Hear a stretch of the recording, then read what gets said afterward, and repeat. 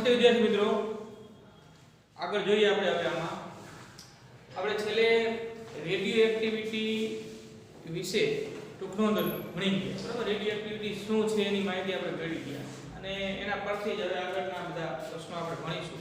થોડું યાદ કરીએ જો રેડિયો એક્ટિવિટી શું છે તો કે રેડિયો એક્ટિવિટી એક નૈસર્ગિક રીતે કુદરતી રીતે થતી ઘટના છે જે આપમેળે થાય છે, સતત થાય છે બરાબર, તત્કાલ હોય છે. અને રેડિયો એક્ટિવિટી એ પરમાણુના ન્યુક્લિયસ સાથે સંબંધિત ઘટના છે, એટલે કે ન્યુક્લિયર ઘટના છે બરાબર.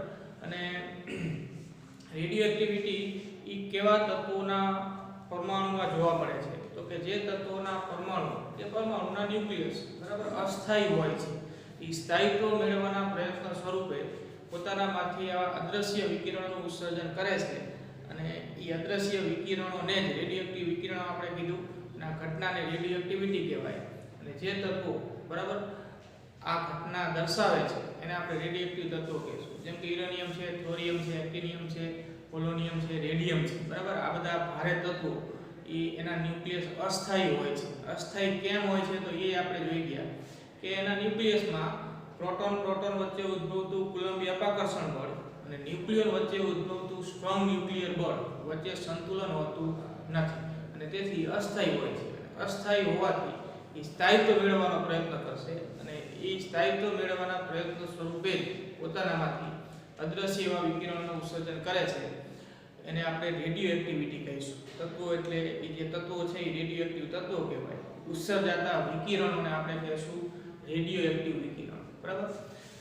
રેડિયો એક્ટિવ વિકિરણોમાં આલ્ફા અને બીટા જેવા દ્રવ્ય કણો હોય છે અને ગેમા જે વિદ્યુત ચુંબકીય તરંગ સ્વરૂપે હોય છે બરાબર. એટલે કે જ્યારે કોઈ તત્વ પોતાનામાંથી આવા અદ્રશ્ય વિકિરણોનું ઉત્સર્જન કરે એટલે એનો ક્ષય થયો કહેવાય. ક્ષય થાય એ ત્રણ પ્રકારે થતો હોય છે: આલ્ફા ક્ષય, બીટા ક્ષય અને ગેમા ક્ષય બરાબર. આપણે એ પણ વાત કરી ગયા ટૂંકમાં છેલ્લે કે આલ્ફા ક્ષય એટલે કે આપેલ ન્યુક્લિયસમાંથી હિલિયમ પરમાણુના ન્યુક્લિયસ ઉત્સર્જાય છે 2He4. બીટા ક્ષયમાં ઇલેક્ટ્રોન અને પોઝિટ્રોન જે ન્યુક્લિયસમાંથી ઉત્સર્જાય છે.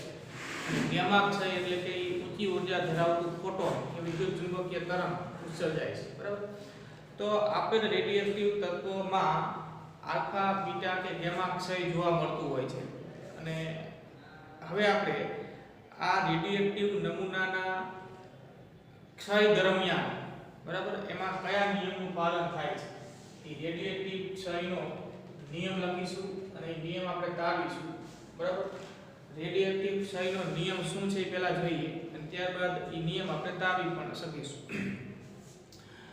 રેડિયોએક્ટિવ ક્ષય થવું એટલે શું એ આપણે ટૂંકમાં સમજી ગયા છે બરાબર. ધારો કે આપણે ન્યુક્લિયસ છે, ન્યુક્લિયસમાં અસંખ્ય ન્યુક્લિયોન આવેલા છે બરાબર. કોઈ ભારે તત્વ છે એ એનું ન્યુક્લિયસ અહીંયા રેડિયોએક્ટિવિટી દર્શાવે છે.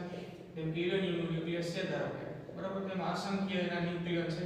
અસંખ્ય એટલે કે ધારો કે યુરેનિયમ 92 235 છે તો આમાં 235 જેટલા ન્યુક્લિયોન છે બરાબર. કુલ પ્રોટોન અને ન્યુટ્રોનની કુલ સંખ્યા કે થોરિયમ છે બરાબર. ટૂંકમાં ભારે તત્વો છે એમાં ન્યુક્લિયોનની સંખ્યા ખૂબ વધારે હશે અને આપેલ ન્યુક્લિયસ અસ્થાયી હોવાથી સ્થાયિત્વ મેળવવાના પ્રયત્ન સ્વરૂપે એ આલ્ફા, બીટા કે ગેમા ક્ષય કરે છે બરાબર. એટલે કે રેડિયોએક્ટિવિટી દર્શાવે છે.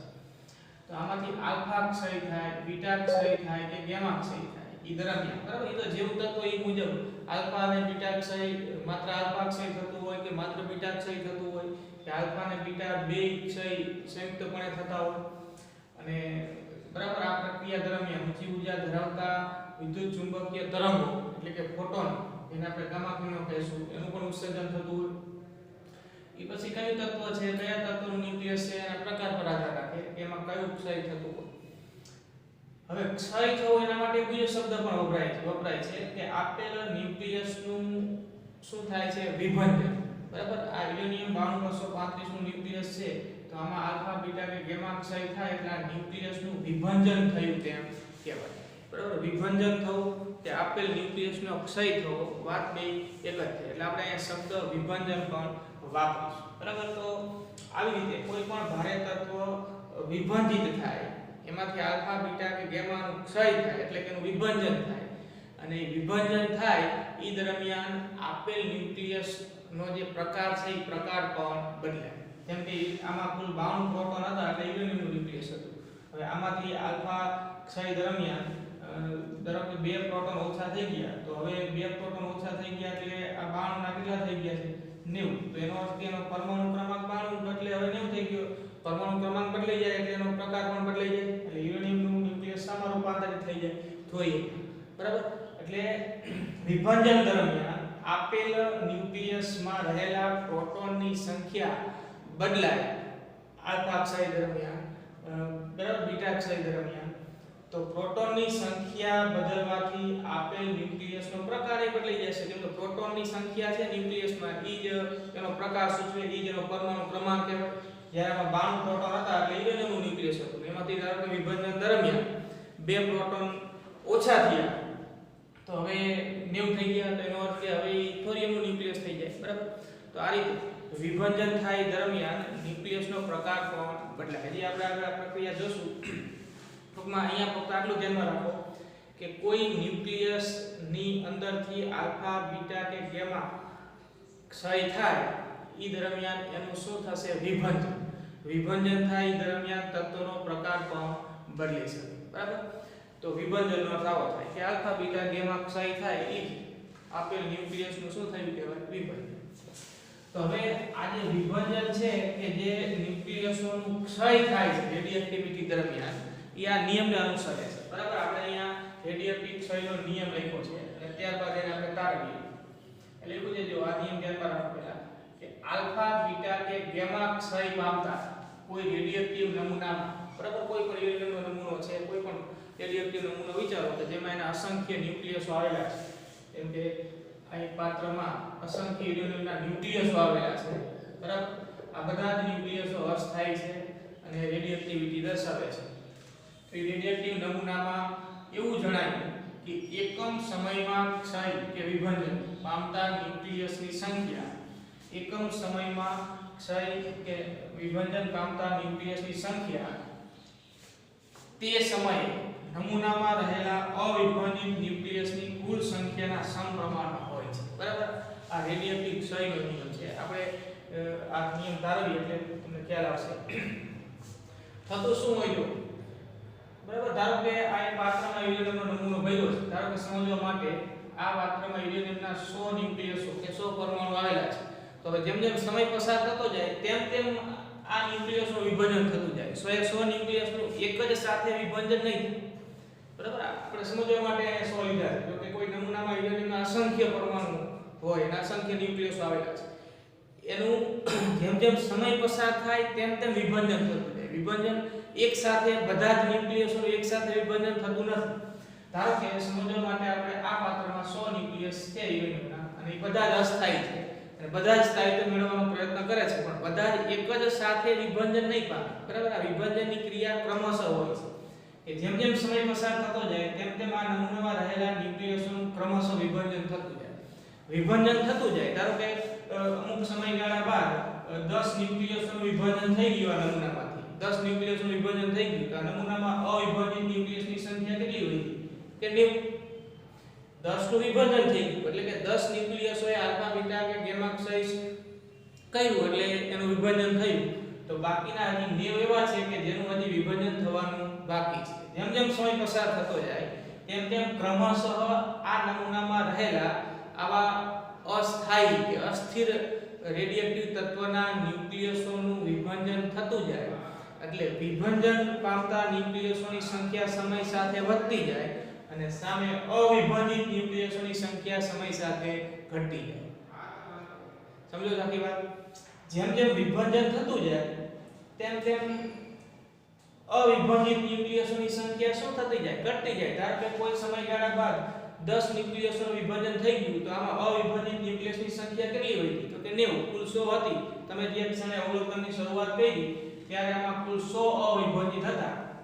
તમે અમુક સમયગાળો જવા દીધો અને અમુક સમયગાળા બાદ અવલોકન લીધું તો આમાંના 10 ન્યુક્લિયસોનું વિભાજન થયું તો ઈ સમયની ક્ષણે આપેલ નમૂનામાં અવિભાજિત ન્યુક્લિયસોની સંખ્યા કેટલી વધી તો કે 90.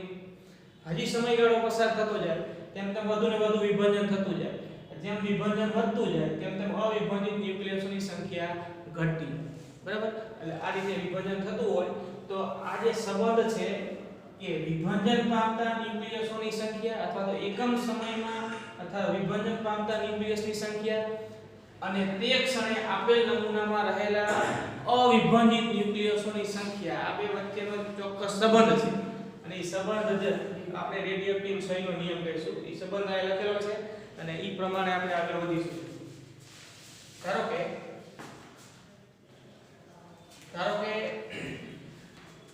કોઈ t સમયે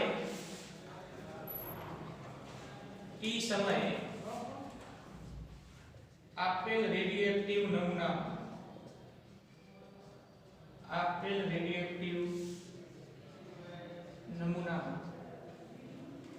અવિભાજિત ન્યુક્લિયસોની સંખ્યા એટલે કે જેનું હજી વિભાજન થયું નથી. વિભાજનની પ્રક્રિયા ક્રમશઃ ચાલતી પ્રક્રિયા છે. જેમ જેમ સમય પસાર થતો જાય તેમ તેમ વિભાજન થતું જાય.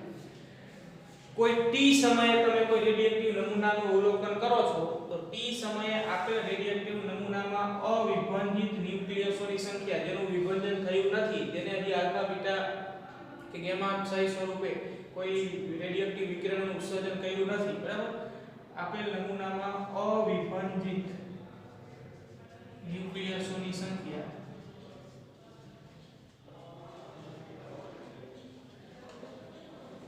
n capital N. અવિભાજિત ન્યુક્લિયસોની સંખ્યા કેપિટલ N છે. કોઈ t સમય, બરાબર? એટલે તમે જે ક્ષણે અવલોકન કર્યું એને આપણે t ક્ષણ કહી દીધી. કોઈ t સમયે અવિભાજિત ન્યુક્લિયસોની સંખ્યા n છે. તો હવે t પછીના ડેલ્ટા t જેટલો સમયગાળો જવા દો. બરાબર? તમે વિચારો એક નમૂનો છે તમારી પાસે, તમે જે ક્ષણે નમૂનાનું અવલોકન કર્યું એ ક્ષણે આપેલ રેડિયોએક્ટિવ નમૂનામાં અવિભાજિત ન્યુક્લિયસોની સંખ્યા કેપિટલ N છે. બરાબર? જે ક્ષણે તમે અવલોકન કર્યું એ ક્ષણે. હવે તમે જે ક્ષણે અવલોકન કર્યું એ ક્ષણે થી પછી જેમ જેમ સમય પસાર થતો જાય ડેલ્ટા t જેટલો સમયગાળો આગળ પસાર થવા દો. તમે ડેલ્ટા t જેટલા સમયગાળા દરમિયાન એનું અવલોકન સતત ચાલુ રાખો તો ડેલ્ટા t જેટલો સમયગાળો પસાર થયો એ દરમિયાન આપેલ નમૂનામાં અમુક ન્યુક્લિયસોનું વિભાજન થઈ ગયું હોય. ધારો કે t પછીના એટલે તમે જે ક્ષણે અવલોકનની શરૂઆત કરી એ ક્ષણ એટલે t ક્ષણ. તો t પછીના ડેલ્ટા t સમયગાળા દરમિયાન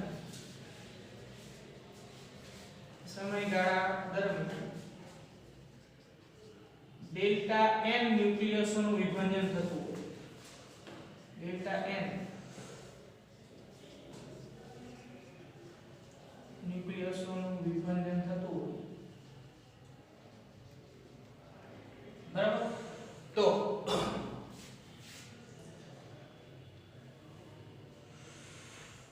તો આ નિયમ પ્રમાણે આ લખાય ડેલ્ટા n છેદમાં ડેલ્ટા t ચલે છે n. ડેલ્ટા n છેદમાં ડેલ્ટા t ચલે છે n. બરાબર? આપણે અહીંયા એક ઋણ નિશાની પણ મૂકી દઈએ. એનો અર્થ આપણે લખીશું. આને શબ્દોમાં વાંચો એ આ નિયમ થયો કે ડેલ્ટા n છેદમાં ડેલ્ટા t. ડેલ્ટા n એટલે ડેલ્ટા t સમયગાળામાં વિભાજન પામતા ન્યુક્લિયસની સંખ્યા છેદમાં સમયગાળો. તો આ ડેલ્ટા n છેદમાં ડેલ્ટા t ને આપણે શું કહેશું? તો કે એકમ સમયમાં વિભાજન પામતા ન્યુક્લિયસની સંખ્યા. આ થયું એકમ સમયમાં વિભાજન પામતા ન્યુક્લિયસની સંખ્યા. આખા પદને કહેવાય પામતા ન્યુક્લિયસોની સંખ્યા. બરાબર? સંખ્યા તે સમયે નમૂનામાં રહેલા અવિભાજિત ન્યુક્લિયસની કુલ સંખ્યાના સમપ્રમાણમાં હોય. તો t સમયે અવિભાજિત ન્યુક્લિયસની કુલ સંખ્યા કેટલી છે? n. એટલે આ કહેવાય અવિભાજિત ન્યુક્લિયસોની સંખ્યા. અવિભાજિત ન્યુક્લિયસોની સંખ્યા. બરાબર? એના સમપ્રમાણમાં આ નિયમ કયો ને ડેલ્ટા n છેદમાં ડેલ્ટા t ચલે છે n.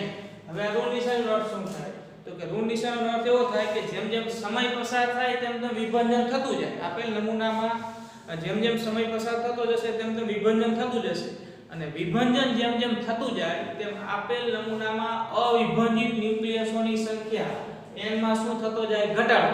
બરાબર. એટલે સમય સાથે અવિભાજિત ન્યુક્લિયસોની સંખ્યા ઘટશે કેમ કે સમય સાથે વિભાજન થતું જાય અને અવિભાજિત ન્યુક્લિયસોની સંખ્યામાં ઘટાડો સૂચવવા માટે આ સંબંધમાં આપણે આગળ નિશાની શું લખી છે? માઈનસ.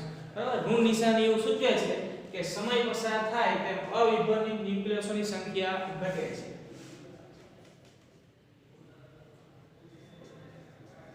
ઋણ નિશાની સૂચવે છે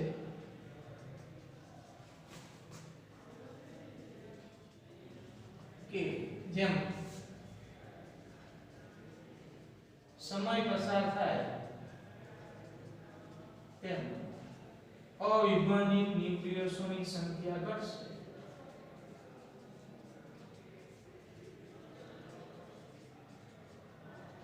બરાબર. સમજો છો? જેમ જેમ સમય પસાર થતો જાય તેમ તેમ વિભાજન થતું જાય. વિભાજન થતું જાય એટલે વિભાજન પામતા ન્યુક્લિયસોની સંખ્યા વધશે જ્યારે સામે અવિભાજિત ન્યુક્લિયસોની સંખ્યા ઘટશે. અને અવિભાજિત ન્યુક્લિયસોની સંખ્યા સમય સાથે ઘટે છે એનું સૂચન કરવા માટે આપણે આ નિયમના સંબંધમાં આપણે આગળ નિશાની શું લખી છે? માઈનસ. બરાબર. એટલે આ નિયમ છે કે એકમ સમયમાં વિભાજન પામતા ન્યુક્લિયસોની સંખ્યા તે સમયે અવિભાજિત ન્યુક્લિયસોની સંખ્યાના સમપ્રમાણમાં હોય છે. ઋણ નિશાની એ અહીંયા n ના મૂલ્યમાં સમય સાથે ઘટાડો થાય છે એવું સૂચવે છે. બરાબર. આ નિયમ છે. અને હવે આપણે આ નિયમ પરથી આગળ વધી અને ચર ઘાતાંકીય સ્વરૂપ આનું આપણે મેળવીશું.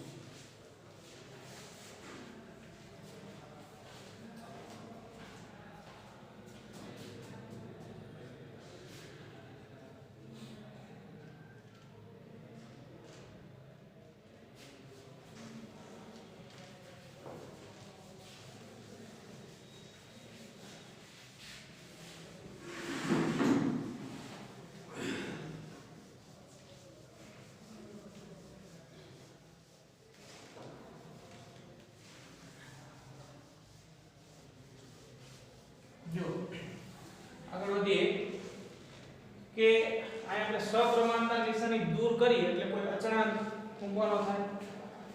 જો ડેલ્ટા n છેદમાં ડેલ્ટા t બરાબર ઋણ નિશાની તો કરી અચળાંકને આપણે સંજ્ઞામાં લેમ્બડા વડે સૂચવીએ લેમ્બડા n. બરાબર. જ્યાં લેમ્બડા એ આપેલ રેડિયોએક્ટિવ તત્વનો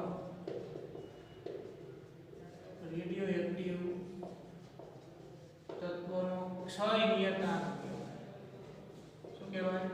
રેડિયોએક્ટિવ તત્વનો ક્ષય નિયતાંક કહે છે. આ જે અચળાંક લીધો એ અચળાંક છે જે રેડિયોએક્ટિવ તત્વની વાત કરો છો એ રેડિયોએક્ટિવ તત્વનો ક્ષય નિયતાંક લેમ્બડા. એટલે લેમ્બડાની વ્યાખ્યા અને લેમ્બડાની વાત પણ આપણે આગળ કરીશું. અહીંયા ફક્ત નામ ધ્યાન રાખો. ક્ષય નિયતાંક છે. હવે આ સૂત્રમાં આપણે સમયગાળો શૂન્યવત નાનો લઈ લઈએ. ડેલ્ટા t શૂન્યવત નાનો લેતા એટલે કે આપણે ગાણિતિક રીતે આમ લખીએ છીએ કે limit delta t tends to 0 delta n છેદમાં ડેલ્ટા t. બરાબર. સમયગાળો શૂન્ય લક્ષમાં લીધો આપણે શૂન્યવત નાનો લીધો માઈનસ લેમ્બડા n. તો આને હવે આપણે લખી શકીએ વિકલન સ્વરૂપે. બરાબર. dn છેદમાં dt બરાબર માઈનસ લેમ્બડા n. dn છેદમાં dt બરાબર માઈનસ લેમ્બડા n. આ dn છેદમાં dt ને I વડે પણ દર્શાવાય છે. I બરાબર dn છેદમાં dt બરાબર માઈનસ લેમ્બડા n. બરાબર. ખાલી મૂલ્યમાં લખો. મૂલ્યમાં ઋણ નિશાની નહીં લખવાની. તો આપણે આમ લખી શકીએ I બરાબર લેમ્બડા n. I બરાબર લેમ્બડા n.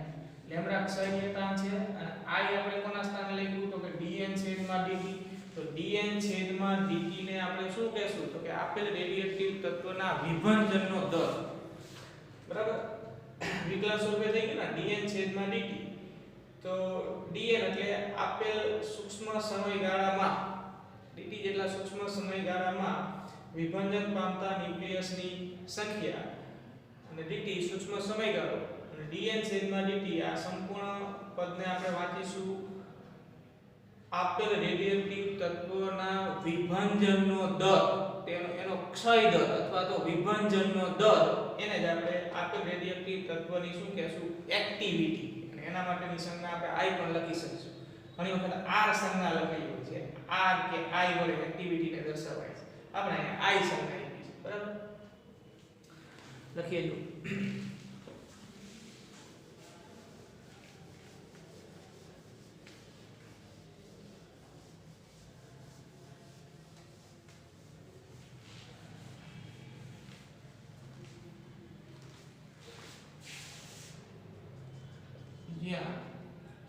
I બરાબર dn છેદમાં dt ને dt એ આપેલ તત્વના વિભંજનનો દર છે આપેલ રેડિયો એક્ટિવ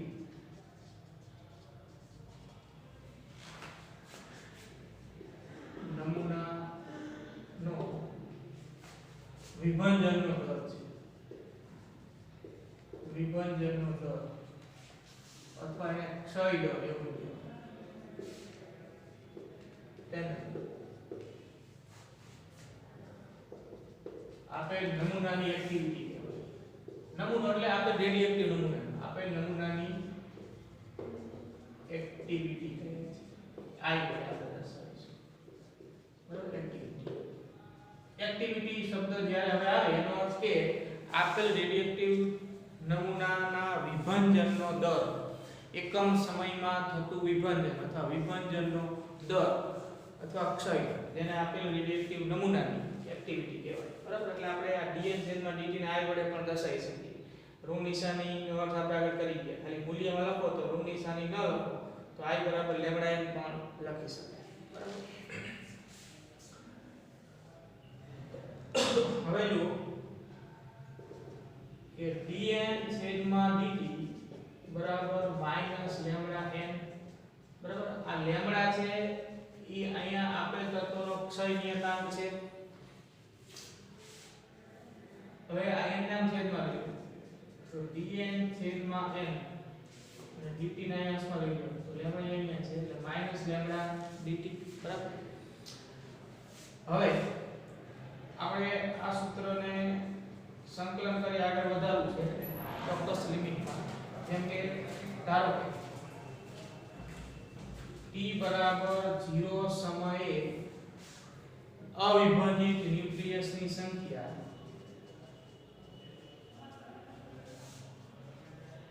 અવિભાજિત ન્યુક્લિયસની સંખ્યા n0 છે એટલે કે બરાબર પ્રારંભિક ક્ષણ આપણે t બરાબર 0 લીધું t બરાબર 0 સમયે અવિભાજિત ન્યુક્લિયસની સંખ્યા n0 છે અને t સમય અથવા તો t બરાબર t સમય અવિભાજિત ન્યુક્લિયસની સંખ્યા અવિભાજિત ન્યુક્લિયસની સંખ્યા n છે બરાબર તમે સમજી શકો છો કે તમે જે ક્ષણે અવલોકનની શરૂઆત કરી અને પ્રારંભિક ક્ષણ ગણો t બરાબર 0 તો t બરાબર 0 સમયે આપેલ નમૂનામાં જેટલા ન્યુક્લિયસો છે કે જેનું વિભાજન થયું નથી એની સંખ્યા n0 છે હવે જેમ જેમ સમય પસાર થતો જાય તેમ તેમ આપેલ નમૂનામાં વિભાજન થતું જાય અને જેમ વિભાજન થતું જાય તેમ નમૂનામાં અવિભાજિત ન્યુક્લિયસની સંખ્યા ઘટતી જાય અને વિભાજન પામતા ન્યુક્લિયસની સંખ્યા વધતી જાય તો આપણે લખ્યું કે t સમયે 0 થી t જેટલો સમયગાળો પસાર થયો t જેટલા સમયગાળા બાદ કે t બરાબર t સમયે અવિભાજિત ન્યુક્લિયસની સંખ્યા n છે તો n0 વધારો અને અમુક t સમયગાળામાં અમુક વિભાજન થાય પછી હવે અવિભાજિત કેટલા વધ્યા તો કે n વધ્યા તો વિભંજન કેટલાનું થયું? તમને એવો પ્રશ્ન પૂછે કે 0 થી t સમયગાળામાં વિભંજન કેટલા ન્યુક્લિયસોનું થયું?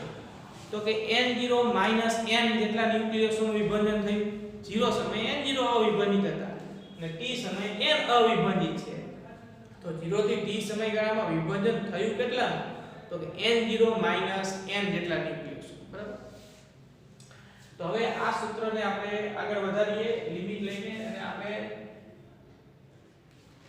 રેડિયોએક્ટિવ ક્ષયનો ચરઘાતાંકીય નિયમ, બરાબર, એનું સૂત્ર સ્વરૂપ બનાવવું છે.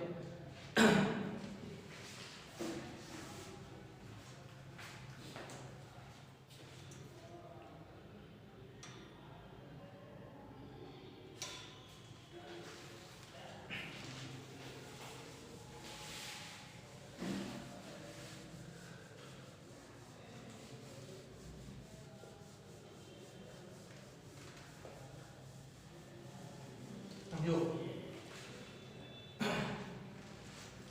સમયગાળો 0 થી t અને અવિભાજિત ન્યુક્લિયસોની સંખ્યા n0 થી n.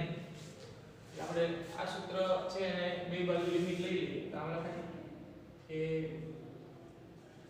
dn n0 to n બરાબર માઈનસ લેમ્ડા. લેમ્ડા આપેલ તત્વ માટેનો અચળાંક, બરાબર. આપેલ તત્વ માટે લેમ્ડા બદલાતું નથી, તત્વો બદલાય એમ લેમ્ડાનું મૂલ્ય બદલાશે. dt 0 થી t સમયગાળો 0 થી t. તો 1/n થાય ને, જો 1/n dn. તો 1/n નું સંકલન થશે e બેઝ log, એને આપણે ln વડે દર્શાવી શકીએ. e બેઝ log n આ સંકલન થાય e base log n. Limit મૂકો n0 થી n બરાબર માઈનસ લેમ્ડા. dt નું સંકલન t. લિમિટ મૂકો 0 થી t બરાબર. આમાં લિમિટ એડ કરી દો તો e બેઝ log n ની જગ્યાએ n minus e base log n0. e base log ને ln વડે દર્શાવાય, બરાબર. ln એટલે e બેઝ log બરાબર માઈનસ લેમ્ડા t માઈનસ 0. હવે જો આ ln n e base log n minus e base log n0, તો આ બાદબાકી છે એને આપણે આમ લખી શકીએ e બેઝ log n છેદમાં n0, બરાબર. આ બાજુ શું વધ્યું તો માઈનસ લેમ્ડા t. હવે બંને બાજુ e બેઝ log લો છે. આ બાજુ છે e બેઝ log n છેદમાં n0 બરાબર માઈનસ લેમ્ડા t છે. બંને બાજુ e બેઝ log લો.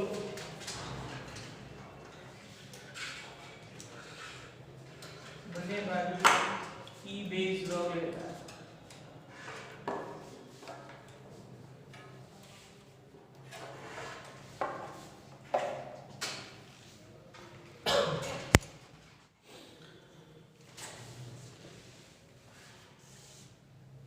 જો બંને બાજુ e બેઝ log લો એટલે અહીંયા તો e બેઝ log n છેદમાં n0 છે, તો e બેઝ log n છેદમાં n0 એટલે ઈ થશે n છેદમાં n0. આ બાજુ e base log ln minus lambda t. e base log આમે લખાય, બરાબર. અને આને એક બીજું સ્વરૂપ પણ લખવાનું છે, જો આપણે આમે લખી શકીએ. આ જે છે આ પદ આપણે આ રીતે લખીએ, આમે લખાય ખ્યાલ આવે કે e raise to e base log છે ને e રેઝ ટુ n છેદમાં n0 એમ લખાય. અને આપણે ડાયરેક્ટ લખીએ તો બંને બાજુ e બેઝ log લેતા બંને બાજુ e બેઝ log લેતા, બરાબર. આ e બેઝ log n છેદમાં n0 છે એટલે એનો e બેઝ log લો એટલે n છેદમાં n0 થશે. અને અહીંયા e base log minus lambda t એ નામે લખે e raise to minus lambda t, બરાબર. તો n0 નામ આ બાજુ લઈ લો, n બરાબર n0 e raise to minus lambda t. આવું સૂત્ર થાય. તો આ જે છે એ આપેલ રેડિયોએક્ટિવ નમૂના માટે નો ચરઘાતાંકીય નિયમ છે. રેડિયોએક્ટિવ ક્ષયનો ચરઘાતાંકીય નિયમ છે. રેડિયોએક્ટિવ ક્ષય માટે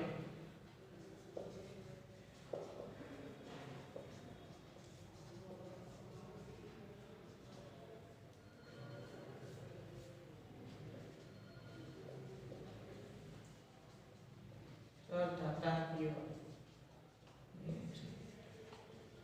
બરાબર જે શું સૂચવે છે જો તો કે જે સૂચવે છે કે t બરાબર 0 સમય આમાં તમે t ની જગ્યાએ 0 મૂકીને ચેક કરજો t બરાબર 0 સમયે t બરાબર 0 સમયે આપેલ નમૂનામાં અવિભાજિત ન્યુક્લિયસોની સંખ્યા n બરાબર n0 થશે બરાબર જો t બરાબર 0 તો e0 એટલે 1 તો n બરાબર n0 હવે જેમ જેમ સમય પસાર થતો જાય t નું મૂલ્ય જેમ વધતું જાય તેમ તેમ અવિભાજિત ન્યુક્લિયસોની સંખ્યા ઘટતી જાય થાય ને જો આને આમે લખાય કે n બરાબર n0 અને છેદમાં લખાય તો e λt થાય બરાબર તમે જોઈ શકો કે t બરાબર 0 હોય તો આનો આ છેદમાં 1 થઈ જશે n બરાબર n0 થઈ જશે સમય જેમ જેમ વધતો જાય એટલે આ છેદનું મૂલ્ય વધતું જાય અહીંયા e છે ચર ઘાતાંકીય અચળાંક છે જ્યાં e બરાબર 2.718 બરાબર આ e નું મૂલ્ય આટલું તો e નું મૂલ્ય 2.718 લેમ્ડા e ચોક્કસ ક્ષયનિયતાને આપેલ તત્વો માટે છે t નું મૂલ્ય જેમ વધતું જાય એટલે છેદમાં આખું પદ વધતું જાય છેદ વધતો જાય એટલે આખું મૂલ્ય ઘટતું જાય એટલે કે n ઘટે n શું છે તો કે અવિભાજિત ન્યુક્લિયસોની સંખ્યા અવિભાજિત ન્યુક્લિયસોની સંખ્યા ચર ઘાતાંકીય રીતે ઘટે એટલે કે આપેલ નમૂનામાં વિભાજન થતું જાય જે સૂચવે છે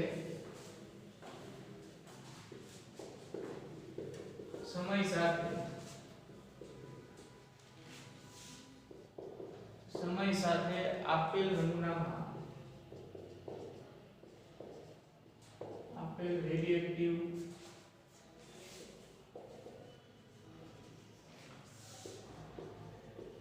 નમૂનામાં અવિભાજિત ન્યુક્લિયસોની સંખ્યા ઘટશે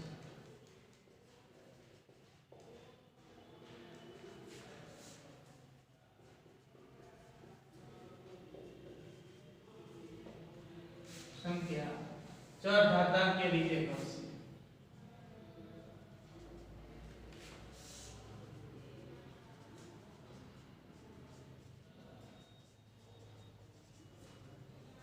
બરાબર તો આ ચર ઘાતાંકીય નિયમ થયો રેડિયોએક્ટિવ ક્ષય માટે હવે તો વિચારો છો કે જેમ જેમ વિભાજન થતું જાય તેમ તેમ અવિભાજિત ન્યુક્લિયસોની સંખ્યા ચર ઘાતાંકીય રીતે ઘટતી જાય તો પછી આપેલ નમૂનાનું દળ પણ ઘટતું જાય બરાબર કેમ કે વિભાજન થતું જાય એટલે આપેલ રેડિયોએક્ટિવ નમૂનાનું દળ પણ સમય સાથે ચર ઘાતાંકીય રીતે ઘટશે એટલે દળના સ્વરૂપમાં આપણે આ ચર ઘાતાંકીય નિયમ લખીએ તો આમ લખાય આ સંખ્યાના સ્વરૂપમાં છે દળના સ્વરૂપમાં આમ લખાય m બરાબર m0 e λ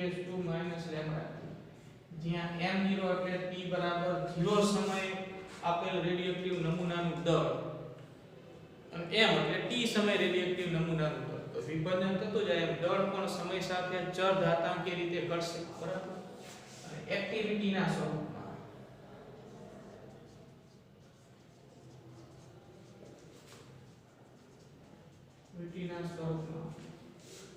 એક્ટિવિટીના આપણે i વડે દર્શાવીએ તો i બરાબર i0 e λt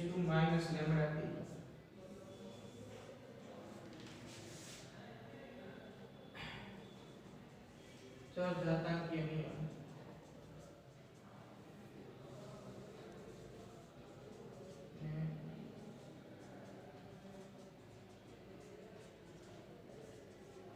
બરાબર તો દળના સ્વરૂપમાં ચર ઘાતાંકીય નિયમ અને એક્ટિવિટીના સ્વરૂપમાં ચર ઘાતાંકીય નિયમ અને આ અવિભાજિત ન્યુક્લિયસોની સંખ્યાના સ્વરૂપમાં ચર ઘાતાંકીય નિયમ વાત એક જ છે બધી કે જેમ સમય પસાર થાય એમ અવિભાજિત ન્યુક્લિયસોની સંખ્યા ચર ઘાતાંકીય રીતે ઘટશે જેમ સમય પસાર થાય એમ આપેલ રેડિયોએક્ટિવ નમૂનાનું દળ પણ સમય સાથે ચર ઘાતાંકીય રીતે ઘટશે અને જેમ સમય પસાર થાય તેમ આપેલ રેડિયેટિવ નમૂનાની એક્ટિવિટી પણ સમય સાથે ચરઘાતાંકીય રીતે ઘટશે.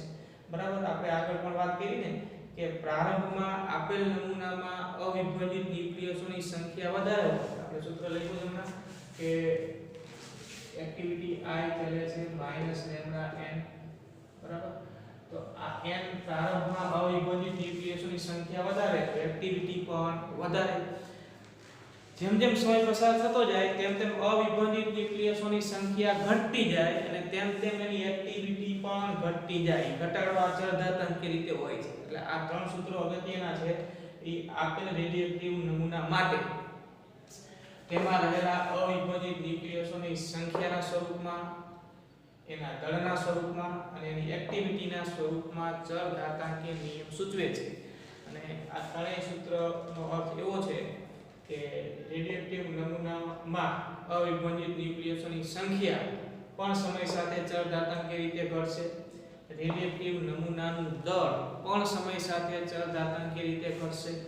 અને આપેલ રેડિયેટિવ નમૂનાની એક્ટિવિટી પણ સમય સાથે ચરઘાતાંકીય રીતે ઘટશે. બરાબર છે. અને આ પ્રશ્ન અગત્યનો છે, ખાસ તૈયાર કરજો. આના પછીના કોઈ એક્ઝામ્પલ કે કોઈ પણ એમસીક્યુ બરાબર તમે આ બેઝ ઉપર સરળતાથી ગણી શકશો.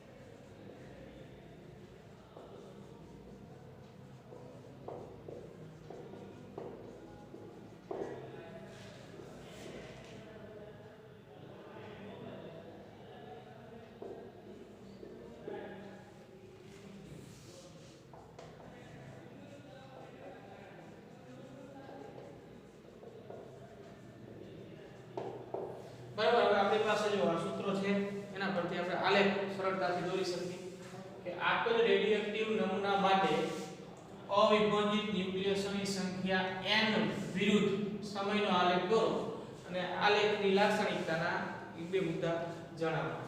તો ચરઘાતાંકીય વક્ર મળે ને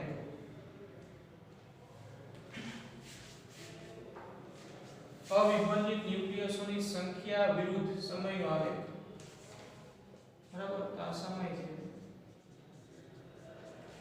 અને આ n એટલે અવિભાજિત ન્યુક્લિયસોની સંખ્યા.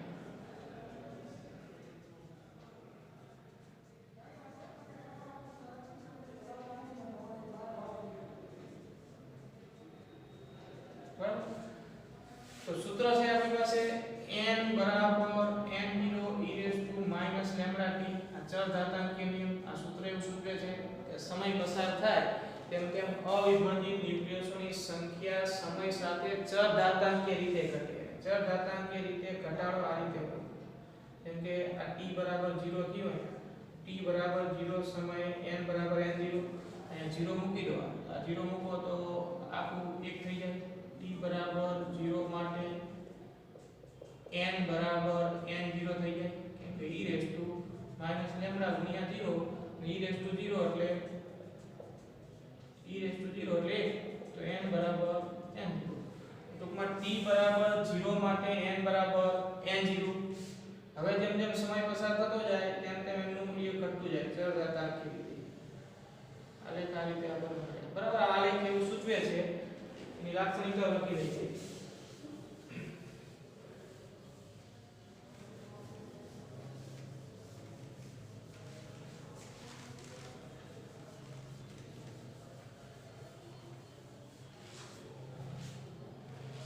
n નું મૂલ્ય સમય સાથે ચરઘાતાંકીય રીતે ઘટે છે. આલેખ પરથી જોઈ શકાય કે આલેખ શરૂઆતમાં ઝડપથી નીચે આવે છે અને ત્યારબાદ ધીમેથી નીચે આવે છે. આલેખ શરૂઆતમાં ઝડપથી નીચે આવે છે અને ત્યારબાદ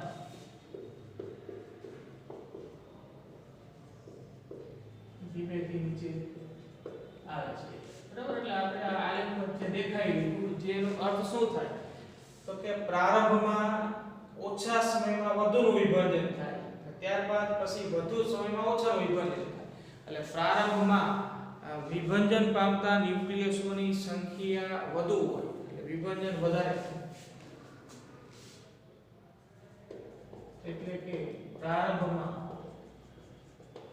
વિભાજનનો દર વધારે, વિભાજન વધારે,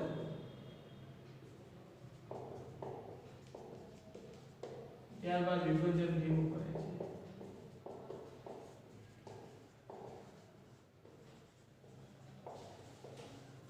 વિભાજન ધીમું પડે છે. ટૂંકમાં અહીંયા ચરઘાતાંકીય રીતે બરાબર વિભાજન થાય. નમૂનાનું ચરઘાતાંકીય રીતે વિભાજન થાય છે.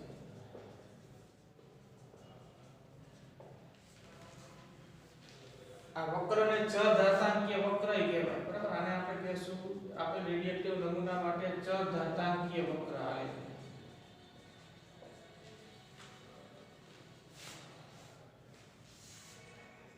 n વિરુદ્ધ t ના આલેખને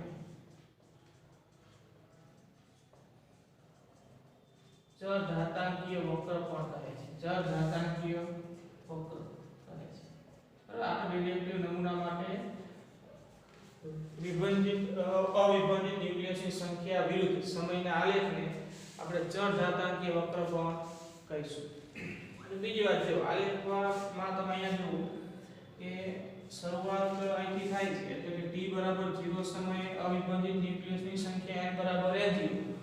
સમય પસાર થાય તેમ તેમ આલેખ આમ પહેલા ઝડપથી નીચે આવે છે. પહેલા વિભાજનનું પ્રમાણ વધારે હોય પછી આલેખ આમ વધતો જાય છે. એવું સૂચવે છે કે જેમ જેમ સમય આગળ વધતો જાય તેમ તેમ પછી વિભાજનનું પ્રમાણ ઘટતું જાય.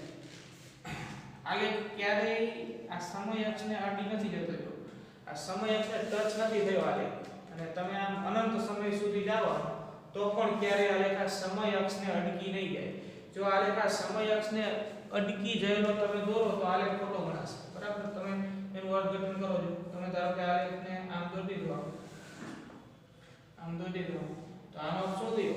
તો આનો અર્થ એવો થયો કે આટલા સમયે આ જે સમયગાળો આટલો પૂરો થયો એટલા સમયમાં તો અવિભાજિત ન્યુક્લિયસોની સંખ્યા શૂન્ય થઈ ગઈ. અવિભાજિત ન્યુક્લિયસોની સંખ્યા શૂન્ય થઈ જવી એટલે શું?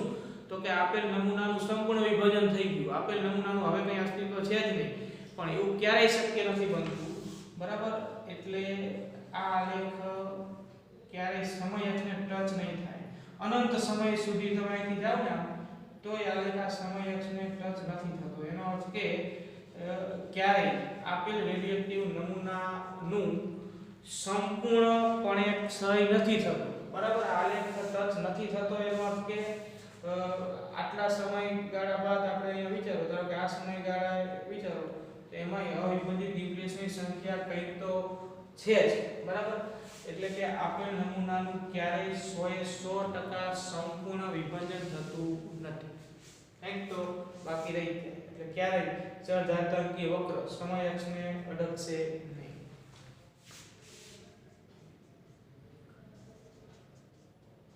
આલેખ પરથી ક્યારેય આપેલ રેડિયેટિવ નમૂનાનું